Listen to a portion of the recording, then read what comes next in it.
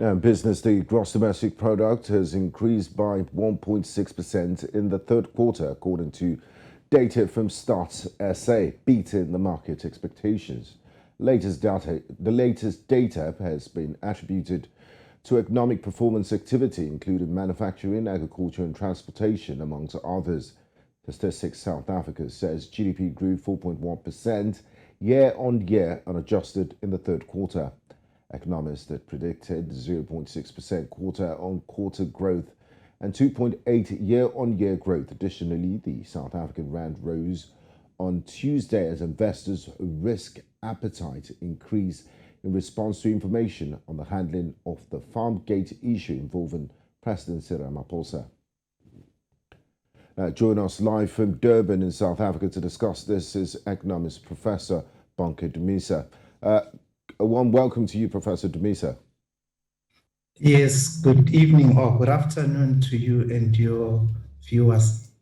Now, Professor, quite surprising data when the country is desperately looking for good news amidst political instability and the economy that has been sinking for quite some time now. What do we attribute to this 1.6% growth?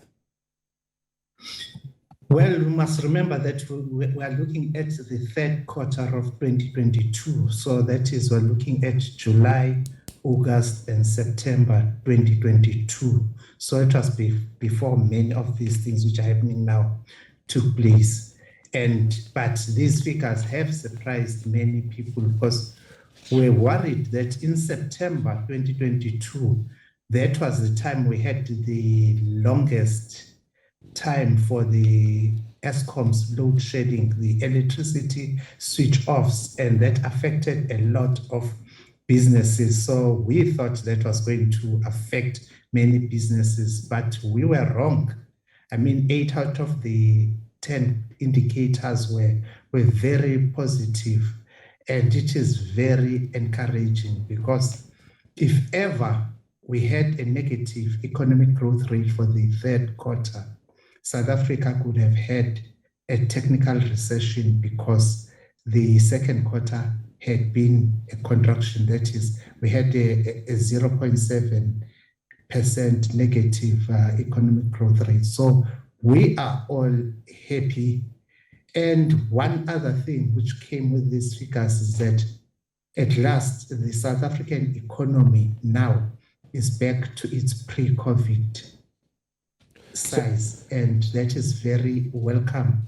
Let us hope then that we are going to move from strength to strength.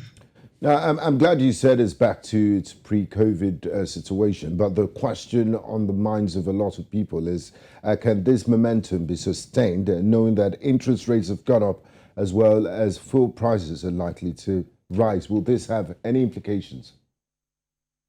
Yes, the ever-rising repo rate, the interest rates are worrying because at this time, no, not at this time, at the beginning of November last year, in 2021, the repo rate, the interest rates in South Africa were at 3.5%. But as it is now, on the 6th of December 2022, the interest rates have more than doubled since last November. They've moved up to 7%.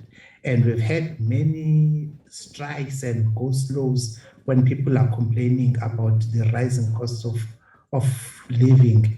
And the public servants are demanding double-digit salary increases. So those are all the worrying things, because if ever we start having more people demanding from the government, etc., whilst the economy, because with this 4.1% and the 1.6%, it does not mean that things are rosy. Mm-hmm. We are moving from a very low base. So we need to nurse this economy back to its best. And it will take the effort of all South Africans to join hands to say, now we've seen that we can be able to see at least 8 out of 10 economic indicators and sectors moving to the positive from the negative in this second quarter, and let's make it better. Now, finally, Professor Dumisa, globally, the economy is under pressure, the global economy is under pressure. How can long-term economic growth for South Africans work, or rather, what should be done to try to keep the momentum and maybe avoid future recession? Well, in the US, they are already warning the Federal Reserve Bank to stop really hiking their rates so much by the 75 basis points, etc. Here in South Africa, we've been emulating the US. It is time then that we actually start and move back, because the ever-rising interest rates are beginning to hurt the economy. Because in South Africa, we don't have the problem of rising debt instead of people borrowing money, but we have a problem of imported inflation. And if ever we keep on using the wrong tools to fight rising inflation, we will be hurting the economy. But the economy, the National Treasury is in good hands, so we hope for the best. Thank you very much, Professor Bonke Dumisa. It was a pleasure talking to you. Thanks for your time and your insights. Thank you.